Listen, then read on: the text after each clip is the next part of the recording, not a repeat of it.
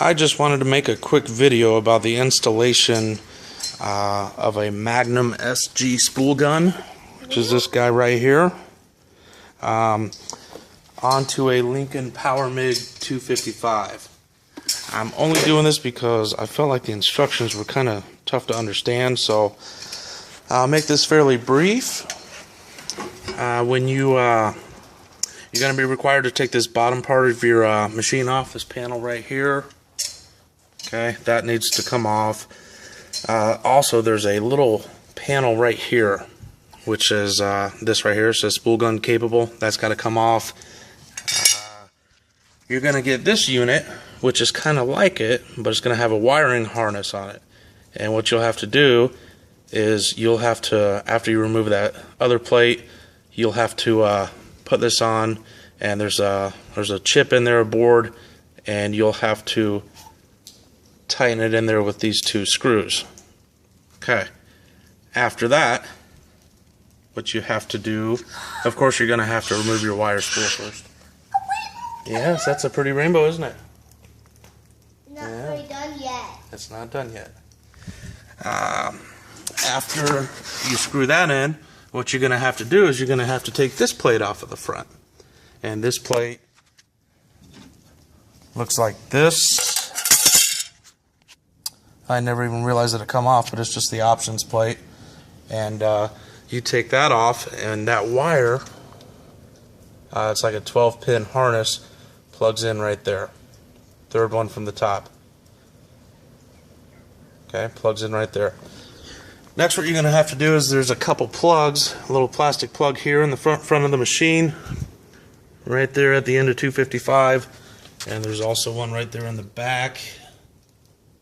Okay, you see now I have two brass fittings there. You need to remove those plugs.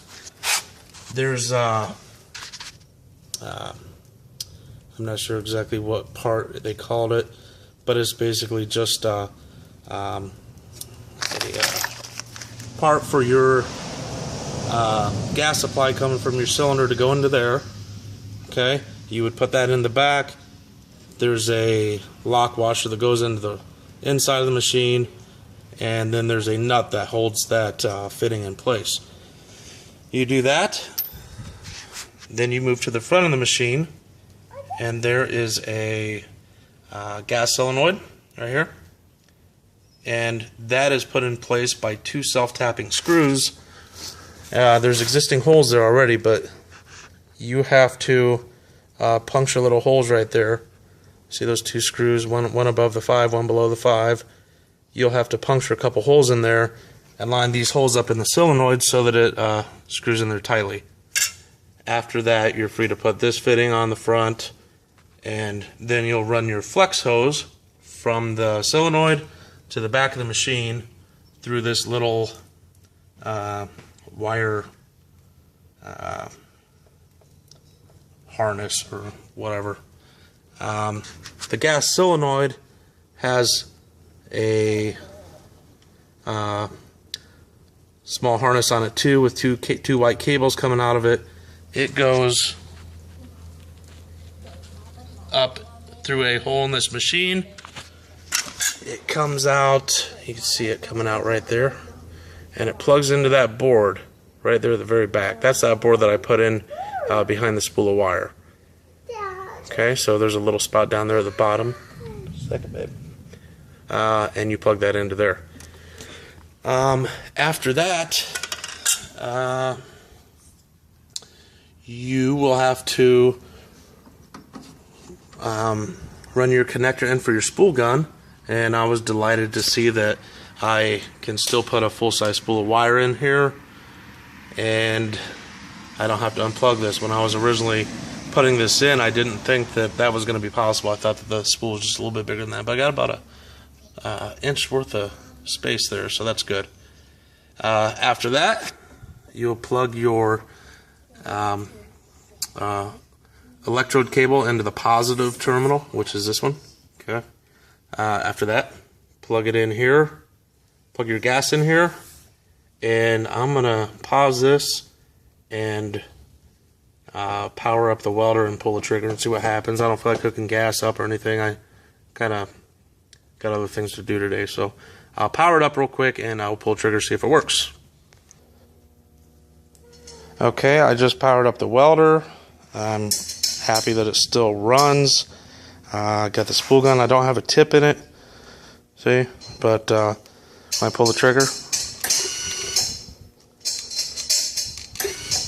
it works. There's a little dial on the bottom of this, in case you haven't seen that, for your wire feed. I'll turn it down, see if it works. Hold on, let me try some.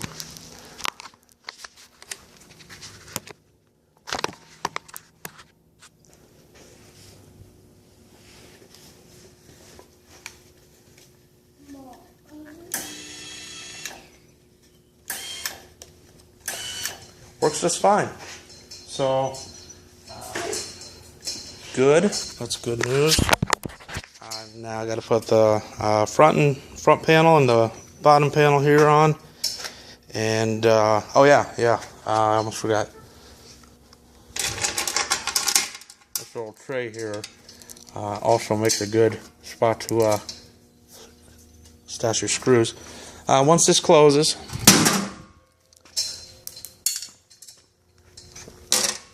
there's a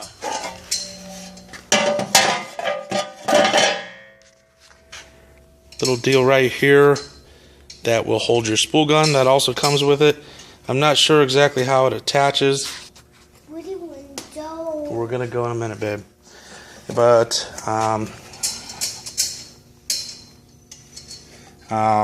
yeah, it attaches somehow. Maybe it's on the other side.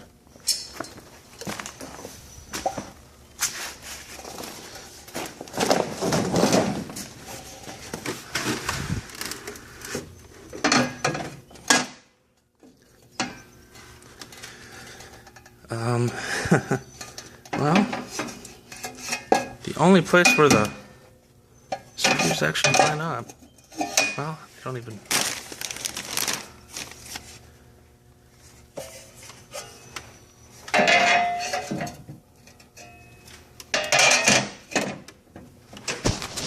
Okay, it looks like it lines up right here. Okay, so if that's not the correct spot for it, tough, because that's where it's going. So it'll be nice. I can hang up my other gun on the front here and the other one on the side here. So, okay, hope this helps somebody. Say hi, Sarah. Hi, Sarah.